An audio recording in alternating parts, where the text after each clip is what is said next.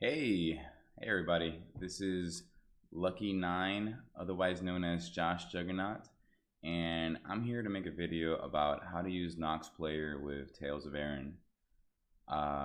Just a little background on this whole thing. A guild member of mine requested some instructions, and I felt like making a video would be the easiest way for them to see how to do it from the very beginning, especially for someone who's not familiar with Nox Player in the first place. So we're going to start by going to Google and searching for Nox Player. The first result right here would be the website for them, and here you can make the download. And basically, Nox Player is an Android emulator. So once you have it running, it's supposed to like imitate an Android phone. And what you'll need is a Google account to link to the emulator itself. So let's bring it up. I already have Tales of Erin running, but this is how the page looks like when you pop up. So once you have it installed and you have it running, you can go over to the Google Play Store and download the Tales of Erin app or mobile game. And once you have it, you can actually start running it. You can like log in with your username and password, and you'll be good to go, just like you would on your phone.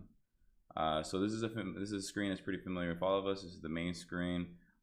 So this is what it would look like on your phone, and with your mouse you can click. You can also like use your scroll bar to drag. Now some of the things that make the emulator special are the advanced options that are here on the right hand side. If you look closely, this icon right here is for the macro recorder, which we'll be using today.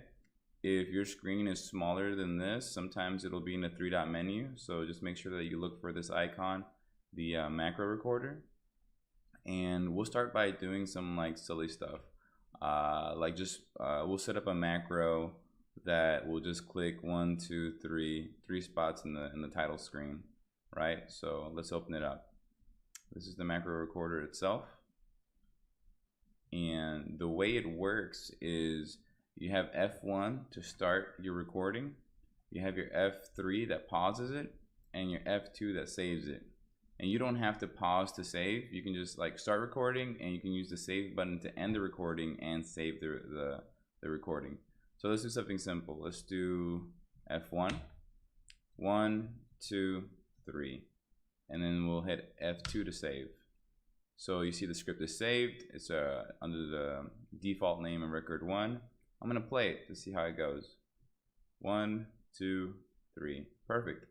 That doesn't really do anything other than to show you like pretty much the basics on how to use a macro. I don't want to use this recording anymore, so we'll take care of that, and we'll step into like a more useful scenario, like how do you make a macro for guild battles.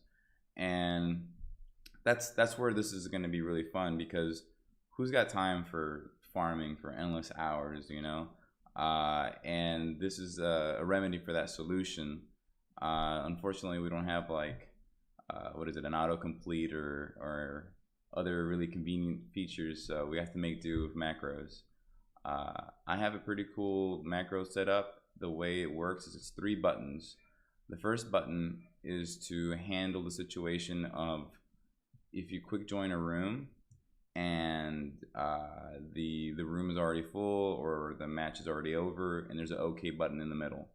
Alright, so, and the next button is going to be the quick join, and the final button is a little sneaky, but I put one more button down here to trigger the divinity, right? So it could be heal divinity or sin divinity, depending on whatever floats your boat. So let's go ahead and make that now. Oh, hey, this is from my earlier macro. Let's get rid of that. So I'm going to hit F1 to start, press it in the middle, press the quick join, and then press right around here, and then I'm going to hit F2 to save and stop. And here we are, we're in a match fighting against the fire boss. So let's see if it runs. Play. Should be one in the middle, one right here, and one down here. Perfect. Alright, so that's just one instance. Now the next question would be, how do you have the macro running more than just once? And that's a good question. Now you can have, this is like the options menu for the individual macro. and you can run it a number of times. You can have it run until you press the stop button, or you can loop it for so many hours, minutes, or seconds, right? So let's do a small loop of, let's say, 20 seconds. Let's save, all right, and then let's hit play. It hits the middle, hits the right, hits the divinity button without hitting back, thank God. Hits the middle again. Any day now? No? 20 seconds? Did I? Oh no, it's under the loop one time. My bad. Let's do it one more time.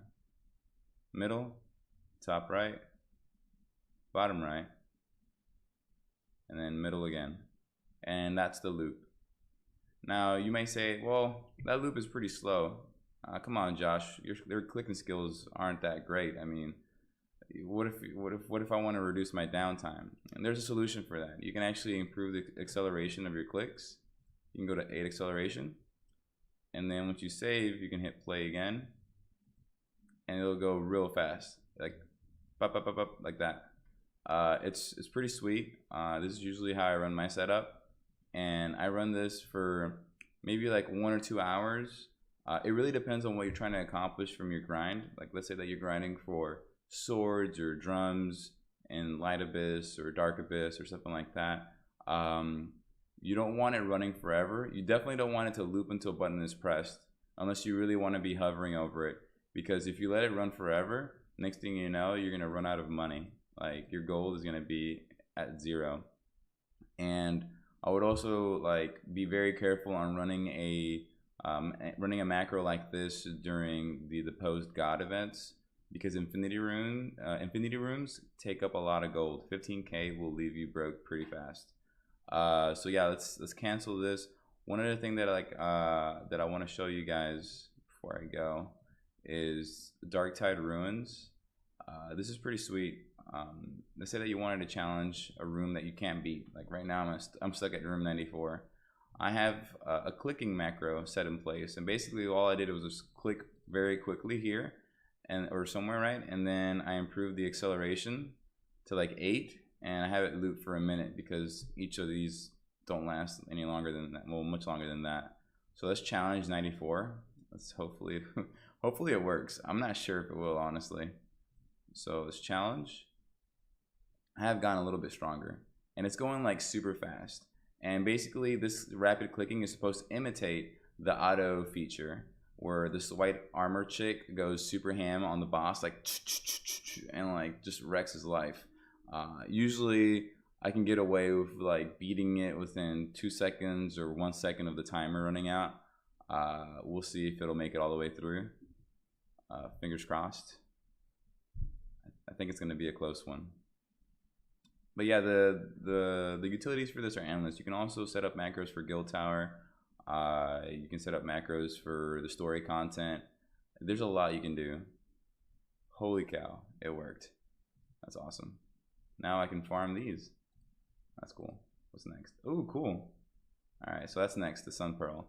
Anyways, guys, if y'all have any questions, make sure to hit me up, drop a comment. I'll have this posted up on YouTube channel. Also, shout out to Tales of Men.